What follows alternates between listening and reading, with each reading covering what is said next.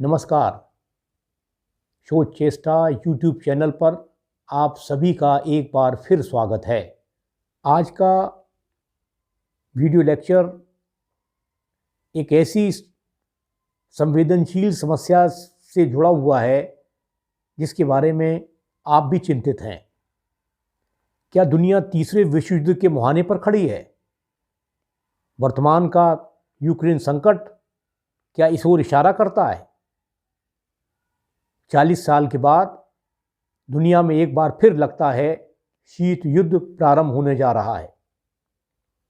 Ukraine 1991 में Soviet union के विघटन के बाद एक स्वतंत्र राष्ट्र के रूप में अस्तित्व में आया। 2008 में अमेरिका जैसे नाटो संगठन के देशों ने यूक्रेन को यह आश्वासन दिया कि वो नाटो संगठन में यूक्रेन को भी सम्मिलित करेंगे। वर्ष 2013-14 में यूक्रेन के पूर्वी सीमा भाग में, जिसमें विशेष रूप से क्रीमिया शामिल है, वहाँ असंतोष फैल रहा था और 2014 में ही क्रीमिया को सोवियत यूनियन ने अपने अधिकार में ले लिया। यूक्रेन ने इसका विरोध किया। इसी क्रम में 2014 में ही डोनेस्क और लुहांस्क जैसे दो जो क्षेत्र हैं उनको वर्ष 2022 में पुतिन ने स्वतंत्र देश के रूप में मान्यता दी। यूक्रेन ने इसका विरोध किया और जो तात्कालिक जो कारण है यूक्रेन और रशिया के बीच में संघर्ष का, वो वही है। पुतिन नहीं चाहते कि नाटो संगठन में यूक्रेन शामिल हो।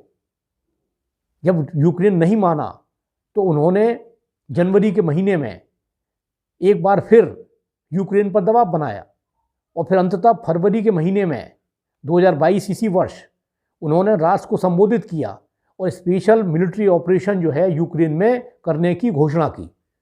24 फरवरी के बाद रूसी सेनाएं यूक्रेन पर आक्रमण करने के लिए निकल पड़ी।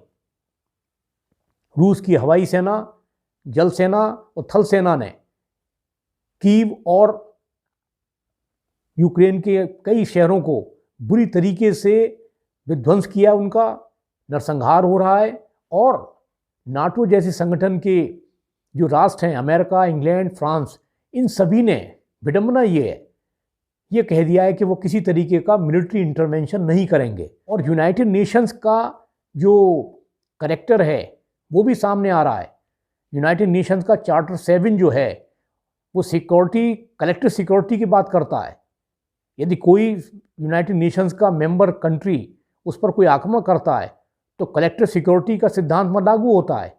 यूनाइटेड नेशंस की सिक्योरिटी काउंसिल का परमानेंट मेंबर है रशिया। यूनाइटेड नेशंस को रशिया पर दबाव बनाना चाहिए। जेलेंस्की जो वर्तमान में यूक्रेन के राष्ट्रपति हैं, वो एक वैधानिक रूप से चुने हुए राष्ट्रपति हैं। अभी हाल में ही 1-2 दिन पहले ही यूक्रेन की राष्ट्रपति ने यह घोषणा की है कि वहाँ की जनता हथियार उठाएगी। 10,000 से अधिक असॉल्ट राइफल्स वहाँ की जनता को दे दी गई है। यह गृह युद्ध की संभावना को व्यक्त कर रहा है। यदि गृह युद्ध चलता है तो वो आने वाले समय में पूरी दुनिया को 2 हिस्सों में बांट देगा। एक ओर होंगे रशिया, चाइना, ईरान जैसे कंट्री और दूसरी ओर नाटो संगठन के कंट्री होंगे।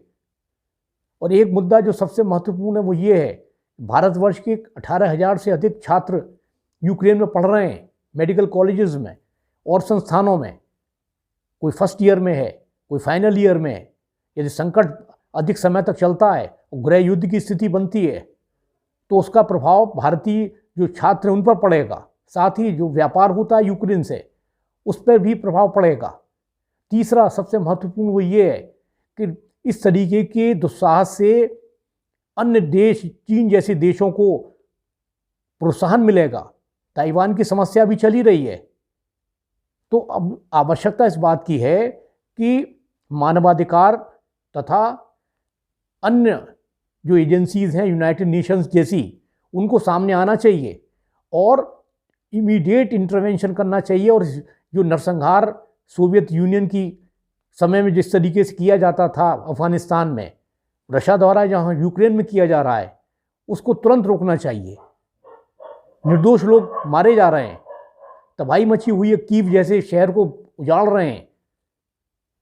और मैं एक बात और यहाँ कहना चाह रहा हूँ कि पुतिन ने जिस तरीके का एक्शन वहाँ लिया है, इसको अंतर्राष्ट्रीय बिरादरी जो है, जो लोग मानवाधिकार की बात करते हैं, जो विवेकशील लोग हैं, वो सभी क्रिटिसाइज कर रहे हैं।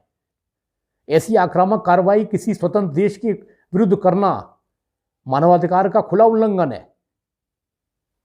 कौन पुतिन को समझाएगा?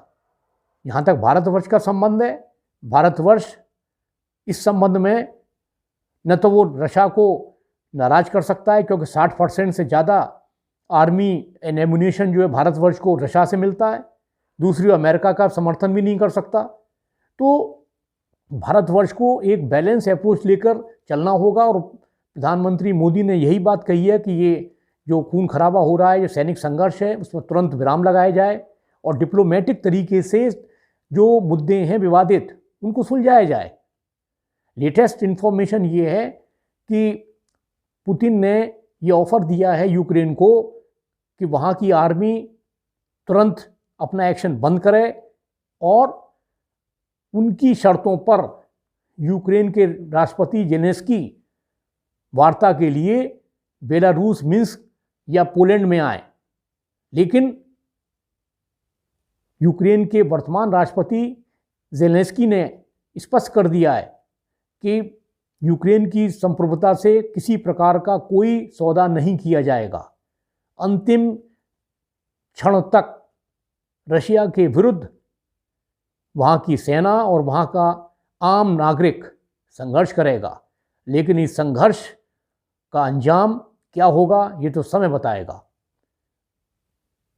आज इस संवेदनशील विषय पर मैं आपसे चर्चा कर रहा था और मैं आशा करता हूँ कि इस वीडियो लेक्चर को आपने पसंद किया होगा। आप इसे शेयर करिए, सब्सक्राइब करिए और एक अन्य शोध के विषय से जुड़ा हुआ वीडियो लेक्चर लेकर मैं हाजिर होऊंगा। तब तक के लिए बहुत बहुत धन्यवाद।